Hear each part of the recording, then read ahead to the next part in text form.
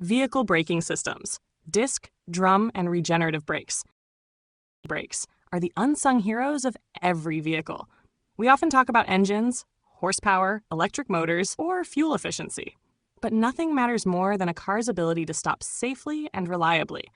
Whether you drive on the busy highways of the United States, the snowy roads of Canada, the winding countryside lanes of the United Kingdom, or the wide-open highways in Australia, the braking system in your vehicle is what keeps you safe every single day. Brakes have one very important job. They slow your car down or bring it to a complete stop. Think of them as the vehicle's safety net.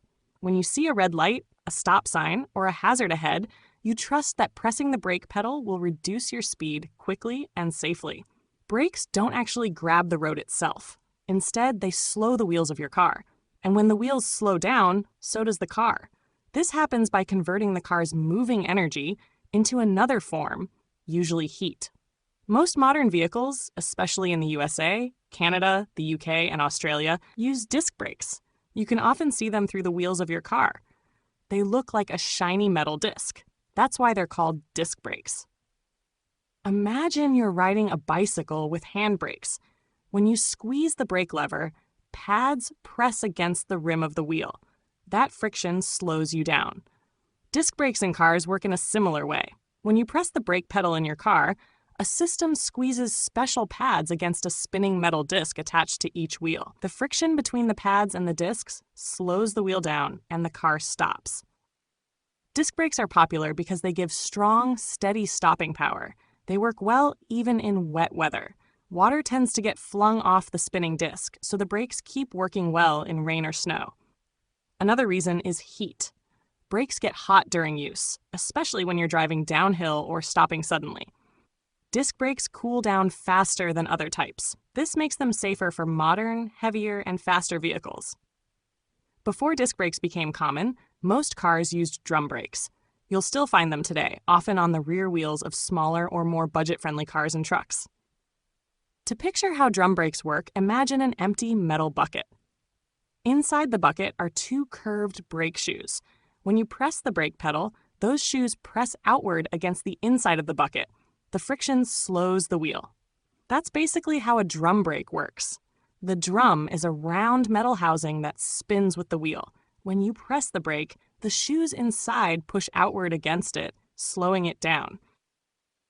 Drum brakes aren't as powerful as disc brakes, but they're simpler and cheaper to make. They also work very well as parking brakes. That's why you still see them on the rear wheels of many economy cars and even some trucks. In places where keeping costs low matters, drum brakes are often used on the rear wheels. They can also last a long time and sometimes wear down more slowly under certain conditions. Now let's move to something more modern, regenerative braking.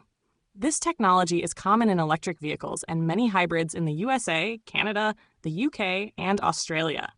With regular brakes, most of the car's moving energy is turned into heat and lost.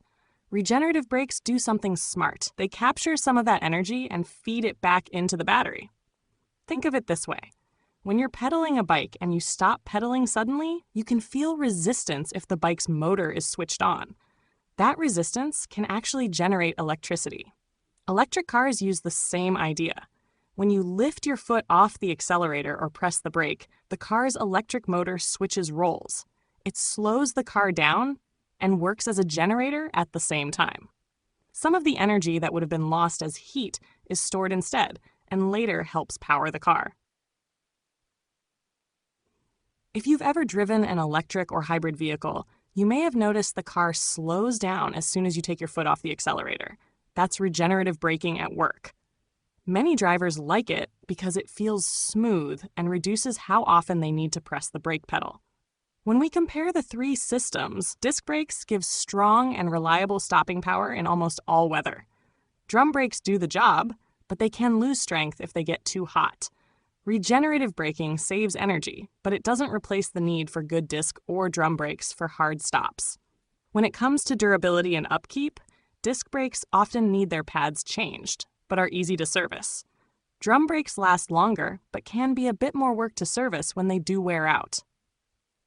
Regenerative braking helps extend the life of the other brakes.